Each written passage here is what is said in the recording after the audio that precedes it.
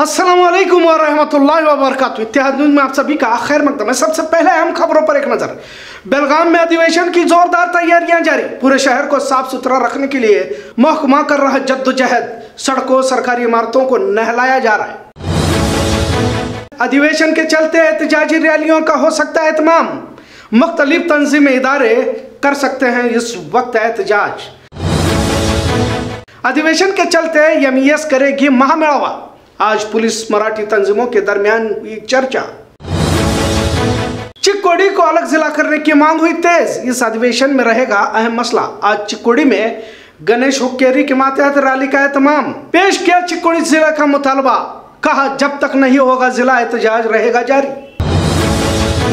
आज बेलगाम सरहदी मसले पर वजीर दाखिला अमित शाह ने दिया बयान। कहा अदालती कार्रवाई का करे एहतराम। अमित शाह के कहने के बाद भी महाराष्ट्र के वजीर शंभूराजे देसाई कल आएंगे शिनोली। कहा बेलगाम के मराठी लोगों के खातिर शिनोली पहुंच रहा हूं। हेडलाइन के बाद अहम मौजू पर एक नजर। क्या मुसलमान मोहरा बनते जा रहे हैं? मुसलमान कब तक मोहरा बनते रहेंगे? आज इस मौजू पर बात करना जरूरी समझूंगा, क्योंकि मुस्लिम समाज का हर शोबे में उत्पीड़न किया जा रहा है। अब तो तालीम का भी भगवाकरण करने का फैसला लिया गया। बेलगाम में 19 तारीख से अधिवेशन हो रहा है, तो इसमें कॉमन सिविल कोड को नाफिज करने की बात हुकूमत की जानिब से कही जा रही है। वाज़ेह रहे पिछले अधिवेशन में मजहब तब्दीली कानून को मंजूर किया गया था। हुकूमत का दोगला रवैया भी यह है कि अगर कोई मुस्लिम लड़का हिंदू लड़की से शादी करता है तो उसे लव जिहाद, और अगर मुस्लिम लड़की हिंदू लड़के से शादी करती है तो उसे घर वापसी। खैर, अब कॉमन सिविल कोड को नाफिज करने की बात कही जा रही है। मुसलमानों के वो तमाम कानून जो संविधान में दर्ज किए गए थे, अब आहिस्ते आहिस्ते इन्हें तब्दील करने की कोशिश इन फिरका परस्त सियासी पार्टियां, फिरका परस्त तंजीमों की जानिब से किया जा रहा है। और वो हुकूमत पर बाकायदा दबाव भी ला रहे हैं, और इस दबाव में फैसले लिए भी जा रहे हैं। ये भी अहम है। यहाँ तक कि लड़कियों की शादी की उम्र भी तमाम मजहब वालों के लिए एक कर दी जाएगी। वैसे मुसलमानों में बालिग होने के बाद निकाह का हुक्म दिया गया है। खैर, फिर से मुस्लिम समाज को निशाना बनाने की कोशिशें वैसे भी मुल्क भर में तेज हो चुकी है। हाल ही में मरकजी वजीर स्मृति ईरानी ने खास ऐलान करते हुए कहा कि मौलाना आजाद स्कॉलरशिप को बंद किया जाएगा। लिहाजा अक़लियती तबका, खासकर मुस्लिम तलबा व तालिबात जो नीट, पीएचडी जैसी आला डिग्री हासिल करती थी, उन्हें बड़ा नुकसान होने वाला है। पिछले कुछ सालों से अक़लियती तबके के तलबा व तालिबात आला तालीमी मैदान में बढ़ते हुए देखे जा रहे हैं। खैर, पहले से ही मुस्लिम माशरा बढ़ती गरीबी, बेरोजगारी से जूझ कर बच्चों को किसी तरह पढ़ाने की कोशिश में था। अब शायद फिर से मुसलमानों की आला तालीमी मैदान में मिकदार घट सकती है, क्योंकि मौलाना आजाद फेलोशिप को बंद करने का फैसला लिया गया है, जबकि दोनों फेलोशिप यूजीसी देती थी। इन तमाम का जिक्र करने के बाद इतना तो जरूर समझ में आता है कि मुसलमानों के लिए जमीन तंग कर दी जा रही है। अगर मुसलमानों के दीनी सियासी लीडर और अपने आप को कौमी हमदर्द समझने वालों का हाल देखा जाए तो इनका हाल और भी खराब है। कुछ लोग लैंड डेवलपर बने बैठे हैं। किसी अमीर जमींदार या फिर सियासी लीडर से कुछ रुपए लेकर अपार्टमेंट, मॉल या फिर लैंड डेवलप किया जाता है। लिहाजा जब किसी के रुपए 2-4% सूद पर लिए जाते हैं तो जाहिर है उसकी गुलामी कबूल करना भी इनकी मजबूरी बन जाती है, और धीरे धीरे मजबूरी आदत बन जाती है। जो भी सियासी लीडर या नाम निहाद लीडर कौमी हमदर्द, फिर वक्त आने पर कभी कौमी मुफाद के चलते ना तो कोई फैसला ले सकता और ना ही कौमी मुफाद के हक में खड़ा हो सकता है।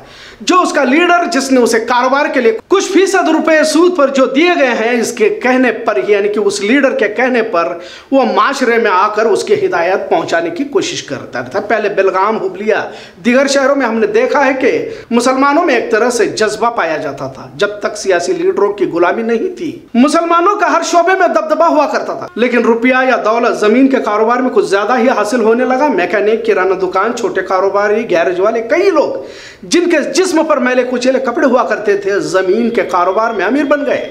फिर महंगी गाड़ियां भी आना शुरू हुई। धीरे धीरे माशरे में जो इज्जत इन्हें मुफलिसी में हासिल थी, रुपयों की चकाचौंध ने अमीर तो बनाया, पर कौमी जज्बा कहीं तो सर्द हो गया। महंगी चमचमाती कारों में सफर, पार्टियां, महंगी शादियों के तकरीबात, बर्थ पार्टी वगैरह अमीरों के शौक भी इनकी जिंदगी का हिस्सा बन गए, और रुपये हासिल करने की हिर्स ने जमीर का सौदा करने पर मजबूर कर दिया। लिहाजा मौजूदा हालात देखने के बाद आपको बेलगाम या हुबली के मुसलमानों का एहसास होगा कि कहां से कहां तक पस्ती में दस्ते चले गए। खैर दीनी रहनुमाओं का हाल भी कुछ अलग नहीं है। दीनी रहनुमाओं पर कुछ कहने से डरते हैं, लेकिन सभी जानते हैं कि जब चुनाव आने लगते हैं तो कई सारे दीनी सियासी तंजीम तहरीक इदारे सरगर्म होने लगते हैं। मुसलमानों का कोई पुरसाने हाल नहीं है। कर्नाटक के चुनाव महज कुछ ही महीनों पर है। पिछली मर्तबा यानी 2018 में जीत दर्ज करने वाले 7 एमएलए तो इससे पहले यानी कि 2013 में 12 मुस्लिम एमएलए जीत दर्ज करने में कामयाब हुए थे। 2014 से मोदी लहर और हिंदुत्व का बढ़ता असर देखने को मिला। जिस तरह तेजी से मुसलमानों के खिलाफ नफरत का बढ़ता दायरा, क्या 2023 में 4 एमएलए तो जीत पाएंगे, ऐसा डर भी जाहिर किया जा रहा है। और शायद बहुत ही कम मुसलमानों को टिकट कांग्रेस या दीगर सेक्युलर पार्टियां दे सकती है। भाजपा का तो सवाल ही नहीं उठता। इसकी वजह भी उतनी ही अहम है, क्योंकि धीरे धीरे ऐसा माहौल बनता जा रहा है कि मुसलमान तो सभी मजहब के उम्मीदवारों को वोट कर सकता है, लेकिन अगर मुस्लिम उम्मीदवार हो तो दीगर मजाहिब के लोग वोटिंग करना बहुत ही मुश्किल होता दिखाई दे रहा है। और ये भी एक सच्चाई है कि कांग्रेस में रहकर कुछ लोग भाजपा के एजेंडे पर काम करने वाले होने की बात कही जा रही है। इस बार कर्नाटक में कांग्रेस हुकूमत बना सकती है, ऐसा कहा जा रहा है, लेकिन क्या भाजपा इस तरह दक्षिण भारत में बढ़ता रसूख घटने देगी? इस सवाल का जवाब हम गुजरात के पस मंजर में देख सकते हैं। अगर भाजपा यूपी, गुजरात, मध्य प्रदेश या कोई भी बड़ी रियासत पर हुकूमत करना चाहती है तो फिर साम दाम दंड भेद इस्तेमाल कर हुकूमत बना ही लेती है। और वैसे भी खामखा कोई क्यों ईडी आईटी को दावत देना चाहेगा, और रुपये किसे नहीं चाहिए। एमएलए को खरीदने से पहले उसकी कुंडली भाजपा की जानिब से निकाली जाती है। कुछ तो कांग्रेस के लीडर डर के मारे पिछवाड़े से भाजपा के कांटेक्ट में होने की बात कही जाती है। वैसे तो दावा कांग्रेस वाले भी कर रहे हैं। खैर, बात मुसलमानों के मुस्तकबिल आने वाले खतरात और मुस्लिम समाज का इस तरह बिखरना और गैरों के हाथों का मोहरा बनकर मुसलमानों के ही खिलाफ कामों को अंजाम देना, यही सबसे बड़ी चुनौती इस वक्त की कही जा सकती है। जो लोग गैरों के हाथ का खिलौना बनकर महज कुछ कारोबारी रिश्तों के तहत कौम का सौदा करते हैं, इनसे बड़ा नुकसान इस माशरे को उठाना पड़ सकता है। इससे पहले भी हमने कहा है कि मुसलमानों ने बहुत कुछ गंवाया है। हालात को समझकर कुछ अहम फैसले लम्हे फिक्र करने की जरूरत है, लेकिन करने वाले तो कोई नजर भी नहीं आ रहे। आने वाली नस्ल भी गुलामी के रास्तों पर है, क्योंकि आने वाले खतरात का एहसास ही इस समाज को नहीं है। नौजवान नस्ल के सामने किसी तरह का नस्बुल-ए-ऐन नहीं है। दीनी रहनुमाओं की कैफियत देखें तो वो एक अलग तरह की है, तो सियासी रहनुमाओं के साथ मुसलमानों का सियासी वजूद क्या है ये भी समझ से बाहर है।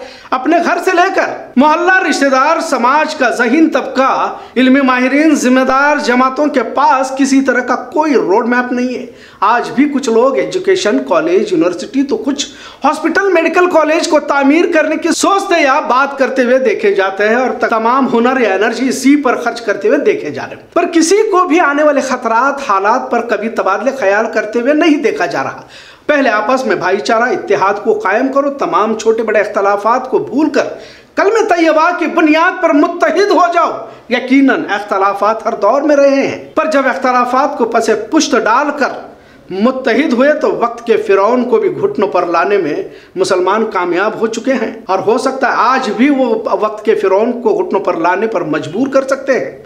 लिहाजा किसी के हाथ का मोहरा न बनो, जाती मुफाद के लिए कौम का सौदा मत करो, क्योंकि हम दौर फितन से गुजर रहे हैं और बहुत जल्द कयामत आने वाले। किस तरह के फितने रूनुमा हो रहे हैं हम सभी हर रोज देख रहे हैं। और जो हिर्स आज हम मुसलमानों में देख रहे हैं कि अच्छा बुरा, हलाल हराम, झूठ सच का कोई पास और लिहाज न रखते हुए दुनिया के पीछे पड़े हुए हैं, सब यही छोड़कर जाना है। अगर इसका एहसास हो जाता है तो तुम्हें गैरों के सामने झुकने से और मुसलमानों की खबरें गैरों को देने में जो फख्र महसूस कर रहे हो, शायद इससे बाज आ जाओगे। और यही आज का पैगाम है। आज का मौजू कैसा लगा जरूर कमेंट करें।